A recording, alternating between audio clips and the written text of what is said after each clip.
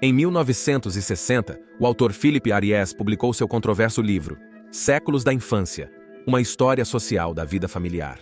Nele, ele afirma que, cito, na sociedade medieval a ideia de infância não existia. Vamos retroceder no tempo para entender se a infância é realmente um fenômeno moderno, como era a adolescência na Idade Média, quando as crianças começavam a trabalhar e por que Elizabeth Paston foi brutalmente espancada. Como um autodeclarado nerd de história medieval, busco sempre ocupar meu tempo com histórias. Conteúdo. Adoro aprender como as pessoas viviam, como neste vídeo que explora ser uma criança na era medieval. Como está assistindo a este vídeo, provavelmente, como eu, é apaixonado pelo tema medieval. Estou empolgado para anunciar que o vídeo de hoje é apresentado por Marcha dos Impérios, Fantástica Estratégia Medieval MMO, jogo de estratégia disponível em desktop e celular. Tenho jogado isso recentemente e estou viciado. Marcha dos Impérios combina duas das minhas coisas favoritas: sentir-se um guerreiro total badass e jogos MMO. Durante o jogo, há inúmeras chances de personalizá-lo, desde a melhoria do seu castelo, escolha da facção, até o comando das suas tropas em batalha. Mas você não precisa ser um bárbaro sanguinário. Claro, jogarei assim, mas há 4 facções diferentes para escolher: Sultão, Rei, Tsar ou Guerreiro Shogun. Você pode optar por colaborar com outros jogadores para formar o império mais forte ou aventurar-se sozinho. Há um bônus extra com frequentes eventos históricos como Joana d'Arc Saladino versus Ricardo Coração de Leão e Halfdan Ragnarsson versus Alfredo o Grande. Quem liderou o grande exército pagão e foi irmão de Ivar o Desossado tem meu voto. Neste evento, é possível escolher lados e desbloquear personagens históricos jogando. Então, o que está te impedindo? O jogo é gratuito para jogar. Clique no link na descrição para obter vantagens iniciais no jogo. Baixe agora e participe do evento histórico em 30 de março entre Saladino e Ricardo Coração de Leão. Você escolhe quem cairá nesta cruzada. Bem-vindo à loucura medieval.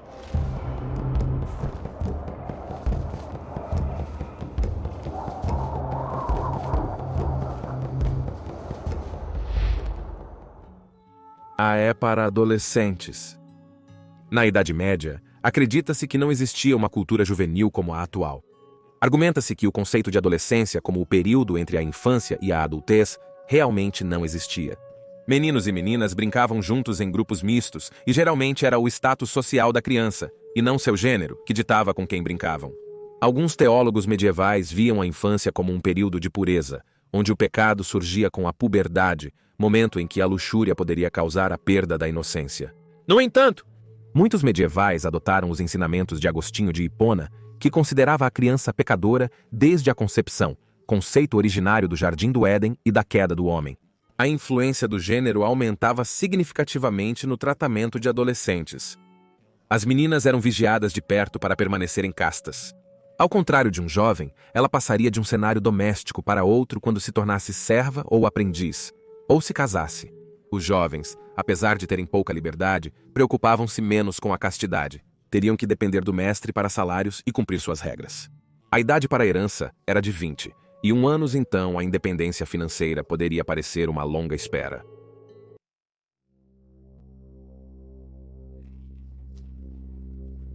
Aprendizado. No século XI, com o crescimento populacional urbano, surgiram diversas profissões. De repente, surgiram várias profissões melhor remuneradas e mais seguras que as de soldado ou agricultor. Aqueles em ocupações qualificadas como pedreiro, padeiro, tecelão, ferreiro ou moleiro formaram guildas, que lhes permitiam manter os padrões da indústria, proteger seus direitos, garantir preços e manter qualquer concorrência não licenciada fora. Na Alta Idade Média, era bastante comum uma criança ser aceita como aprendiz entre os 12 e 14 anos.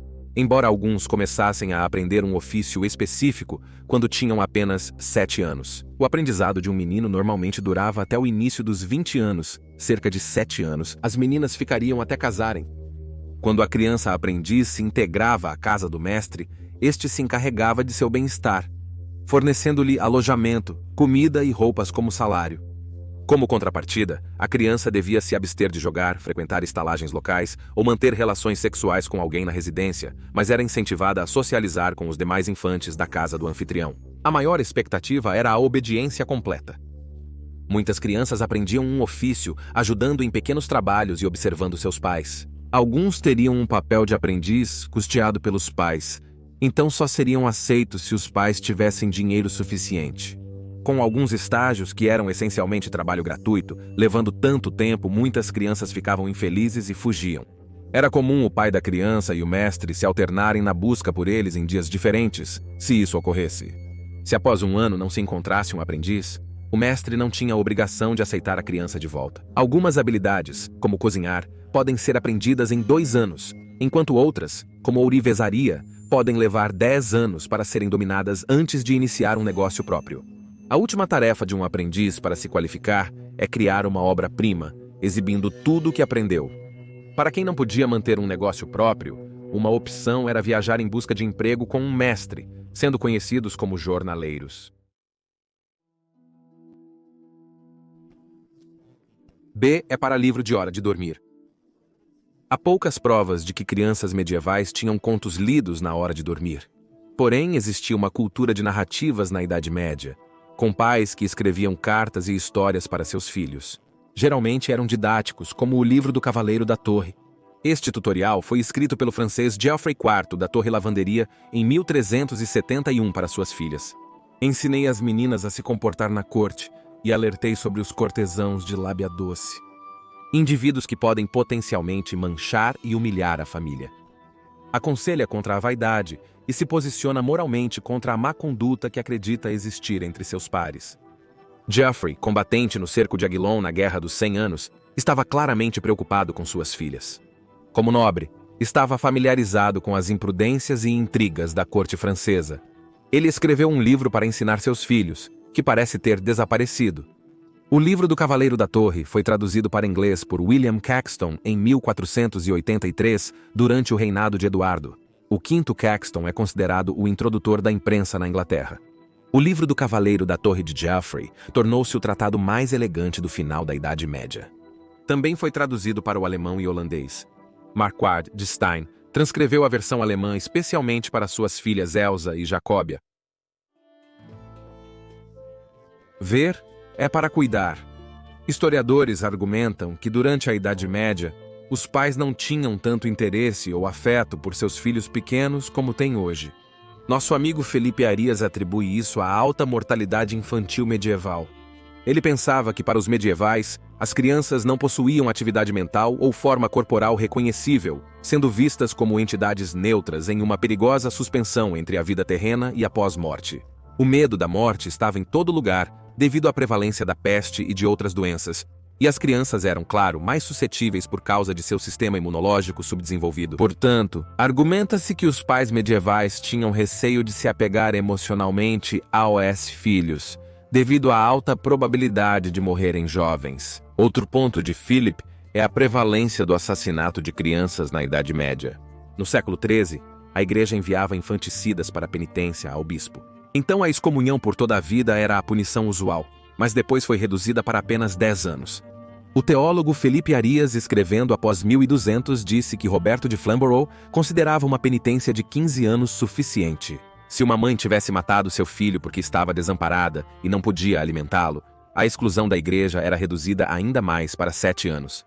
O Papa Gregório IX recomendou que uma mãe que matasse seu filho voluntariamente deveria entrar em uma casa religiosa. Não foi até o final da Idade Média que o assassinato de uma criança viva foi visto como homicídio. Mulheres que matavam seus bebês eram geralmente vistas como mentalmente desarranjadas. Em 1275, Matilda Laving de Bourbon, Inglaterra, recebeu 3 anos de prisão por matar seus 2 filhos com um machado durante um surto de febre e frenesi. Foi libertada aos cuidados da família e recebeu um perdão. A ideia de que crianças eram pouco valorizadas pelos medievais é reforçada pela alta incidência de trabalho infantil, abandono e disciplina extrema a que eram submetidas. D é para disciplina. Para os jovens, a punição corporal era um castigo aceitável para pais, professores e empregadores fora de sua juventude. A prática de espancamentos físicos era aprovada tanto por filósofos quanto por educadores, desde que fosse justificada e não excessiva. William Langland, o poeta do século XIV, recomendou em seu poema Piers Lavrador que, cito, Os comerciantes deveriam castigar seus descendentes e não mimá-los irracionalmente por medo da peste. A punição corporal das crianças não era apenas para as classes mais baixas. Em 1449, Elizabeth, filha de Agnai Paston, viúva de Guilherme, o juiz foi obrigada a casar-se com um idoso admirador. Então, sua mãe proibiu sua filha de ver qualquer pessoa fora da casa por 3 meses e bateu na menina pelo menos 1 ou 2 vezes por semana. E cito, às vezes, 2 vezes em um dia e sua cabeça quebrada em 2 ou 3 lugares.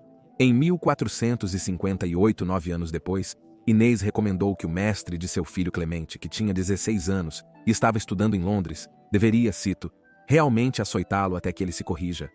Às vezes havia discordâncias sobre quão severa era uma punição. Alguns casos seriam levados a AOS tribunais onde o argumento girava em torno de se uma punição física era apropriada, em vez de se a surra era excessiva. Se um adulto fosse considerado culpado de aplicar disciplina cruel excessiva, poderiam ser punidos. Aqueles responsáveis pela educação de crianças poderiam ser mal vistos, pois se acreditava que recorriam à punição física devido a falhas no próprio ensino. O historiador beneditino Guibert de Nogent, no início do século XII, descreveu seu tutor incompetente, que punia seu aluno por isso. A mãe de Guibert contratou um tutor que o educou dos 6 aos 12 anos. O tutor aplicava punições brutais nele quando ele não conseguia entender uma lição. Guibert sabia que não era por sua estupidez, mas pela falta de clareza do professor. Guibert foi agredido no refeitório de sua casa, transformado em sala de aula, e sentiu que havia sido severamente espancado, do que eu merecia. Depois, sua mãe observou que seus braços pequenos estavam escuros e as costas inchadas devido aos cortes dos galhos. Mesmo que achemos difícil entender os argumentos de Adier de que a ideia de infância é um conceito moderno, deve-se dizer que durante a Idade Média, com suas tradições culturais e atitudes religiosas, uma infância medieval era uma experiência completamente diferente do que é hoje. Obrigado por assistir. Inscreva-se se gosta dos vídeos. Até a próxima semana para mais um. Tenha uma ótima semana. Saúde!